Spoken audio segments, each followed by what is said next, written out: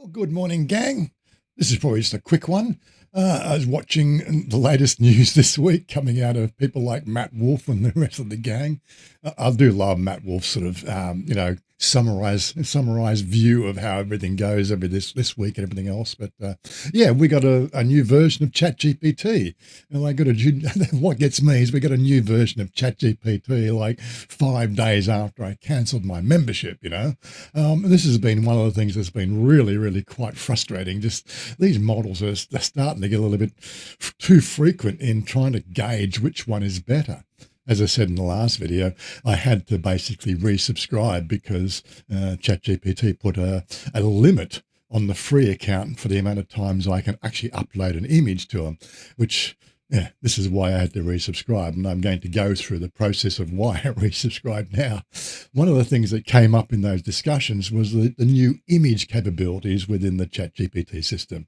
I think they got a new image processor, and although I've been using the the Gemini for the image processing, for a lot of the requests, I tend to find myself bouncing between 3 image processors quite regularly, which I'll quickly go through as we explain this.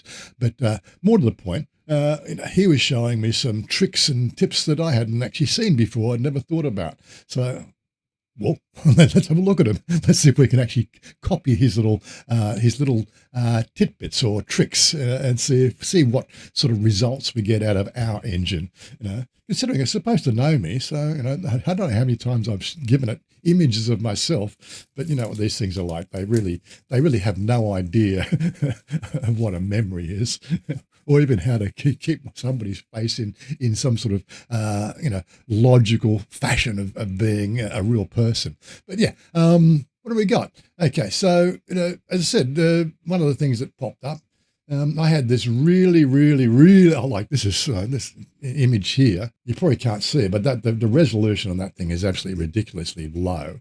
I just said, well, let's see if we can do some image enhancement, and that's what we got, which I thought was bloody good.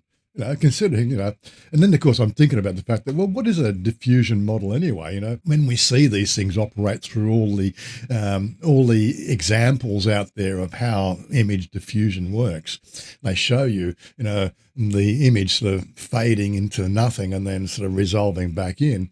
When you start to think of it, that image from here, it's only really 1 or 2 transforms away from the final image, isn't it? So it shouldn't be it shouldn't be all that difficult to do when you think about it. Well, obviously, it doesn't like old people. I asked it so I gave it 2 reference images that I have in my library, and again, these are really small images.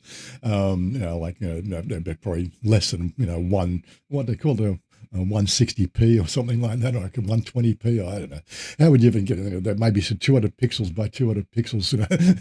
They're not big at all. I just asked, here's 2 images of the same person. I didn't tell it was me. I just said, age this person. No, sorry. Try again. No. I said it had hair. I had more hair, less hair, but yeah, okay. Not very good, but didn't look too bad, but definitely not me. Another thing they tried to do was age a person. So I threw, an image of, what I look like now and an image, what I looked like when I was 8 years old. Can you do an age progression? That was its version of an age progression. Somehow I think it made me Asian until I became Farang again. It's weird. I'm not quite sure what's going on there.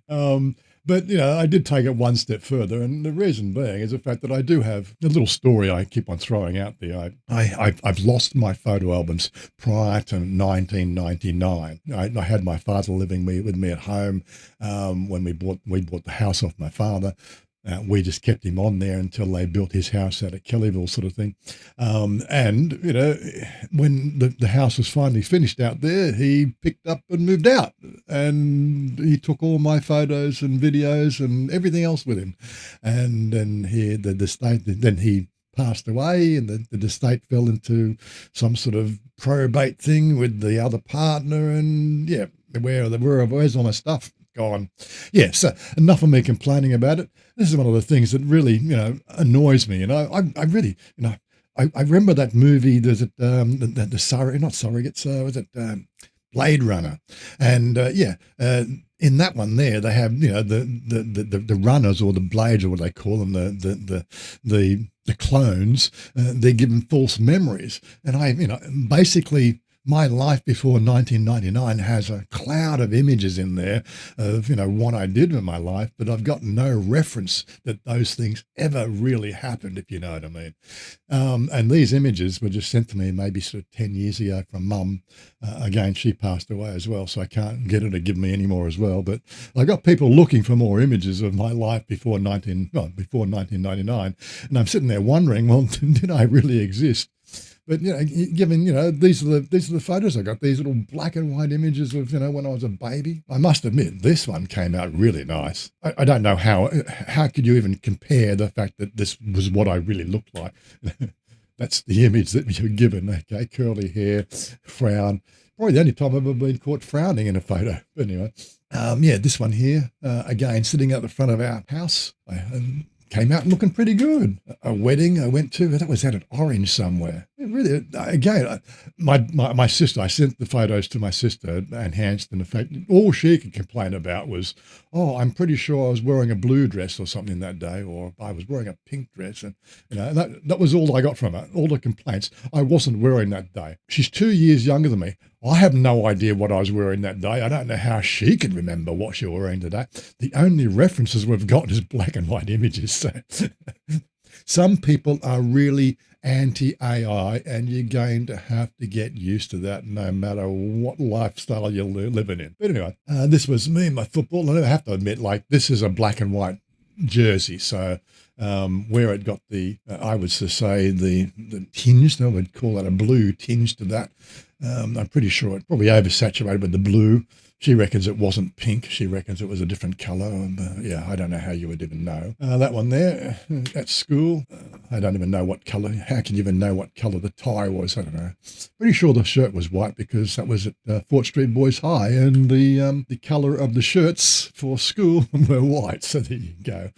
That one there, not quite sure whether that should be a white shirt as well, as far as I know, but for some reason it made it blue. Then again, I can't remember back that far. This one here I do remember. I remember this time because this was like 79? 1979. I do remember back that was when I was a real tearaway at the roller skating rink. That was me. My nickname Foo. Foo. It was a long story. I don't know. There's a little story about back in the 70s or 80s when I came back to school or came back to Australia. There was this Foo was here. It's a little thing. It's a little guy with poking his head over the wall with his hands over the wall like this, and it's it's Foo was here, and that was going around the school at the time. And then I came back from a 2-year trip to Scotland, and I arrived back at school, and somehow I became Foo because Foo is here. Foo is coming. Foo is here. I don't know. It's just one of those weird things you find with kids at school. But that was the image, and it tied that one up. And I thought, well, I think it got the profile of the nose quite well. It was before, no, that was after it was broken, yeah. But the graphic, I think the graphic lost out there. It was a glitter graphic. I remember that. Skin tones, I think, probably a little bit too dark, but it was a dark shot as well. What else we got? We got this one here. This was in Renfrewshire when I was I was at the boarding school, not boarding school. Trevor and Wendy went to private schools. I went to a public school. I'm pretty sure my hair is too curly there, but school photos. This is the best one, the school photos, I have to admit. They didn't do it too bad. They didn't do too bad a job. That look was all right. I can't really complain about that. And finally, this one here. I'm not quite sure. Maybe the angle was off, but because there's some sort of strange fisheye sort of effect going on that one. But I can still recognize who I am on that photo. I think all in all, I think it did a pretty good job of, resurrecting some of those old photos. So, what am I getting at now? Well, I guess one of the things you can be doing with the new ChatGPTs and the other LLM systems, that's what we're here doing. We're experimenting. Now, I could have taken you down that little experiment, live time and given you all the, how long it takes to generate those images and everything else. But yeah. We're just going to just save a bit of time on that one. They take about maybe 60 to 90 seconds each to produce. I don't think you really want to be sitting through all that. So, pre-rendered. I think that's a good enough story for me. Anyway, peace out, guys. Thanks for joining in. Another short video for you. Again, we're just going to be sort of exploring the whole idea. What can you do with these damn LLMs, and what can you get out of them? What sort of joy and fun and creation process can you get out of these new engines? If you're not playing, then you're not trying. Come on, give it a go. See you soon.